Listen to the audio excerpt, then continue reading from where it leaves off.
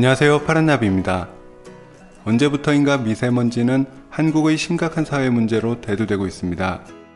정부를 비롯해 관련 연구기관들은 미세먼지의 원인을 파악하는 과정에서 중국의 원인을 적게는 30%에서 최대 80%까지 언급하며 책임이 있다고 말하지만 중국은 이를 인정하지 않는 발언을 해서 미세먼지 문제 해결은 더욱 쉽지 않은 상황이죠. 중국의 언론들이 연일 한국 탓을 하는 것은 물론 룩항 중국 외교부 대변인은 한국에게 과학적 근거를 제시하라며 전문가의 분석이 뒷받침된 것인지 물었고, 남탓만 하다가는 한국이 미세먼지 문제 해결의 기회를 놓칠 것이라고 말했습니다. 여기에 류어우빈 중국 생태환경부 대변인 역시 한국의 미세먼지는 중국에서 날아간 것이 아니며 중국의 대기오염 물질 농도는 서울의 오염 농도보다 매년 낮았다고 주장하면서 한국 탓으로 돌렸습니다. 이러한 상황에서 홍콩 외신이 중국 정부의 환경 개선 노력이 심각한 가짜 데이터 때문에 골머리를 앓고 있고 올바른 판단을 하지 못하게 만드는 원인이라는 지적이 나왔습니다.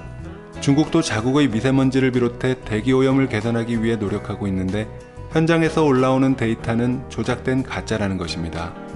중국 정부는 환경 개선 성과를 인사평가의 중요한 지표로 삼고 있기 때문에 고위공직자들이 자신의 승진이나 인사평가에 불이익이 가는 것을 두려워하는 것은 물론 심할 경우 좌천까지 되기 때문에 위험을 무릅쓰고라도 대놓고 허위 보고를 일삼고 있다고 합니다.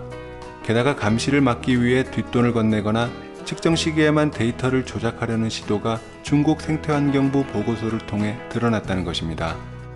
이렇게 심각한 훼손이 확인된 데이터만 최근 2년간 53회라고 하니 확인되지 않은 데이터 조작은 훨씬 많을 수밖에 없으며, 중국이 서울보다 오염물질 농도가 낮다며 자국의 데이터를 근거로 한국 탓을 하던 유 대변인의 입장도 자신들의 보고서를 통해 조작이 확인된 만큼 입장은 난감해질 수밖에 없을 것으로 보입니다.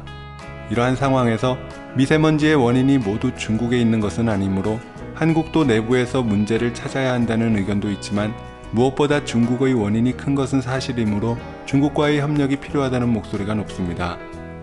이에 양국은 미세먼지 문제를 놓고 한중 환경협력 공동위원회를 여는 것은 물론 한국과 중국, 일본까지 3국이 함께 모여 대기오염 물질의 장거리 이동에 관한 연구 결과를 발표할 예정인데, 이러한 노력들이 빛을 보기 위해선 자국의 데이터를 근거로 책임이 없다고 발뺌하거나 증명된 팩트마저 왜곡하고 무시하는 행동이 발생해선 안 된다는 지적이 나오고 있습니다.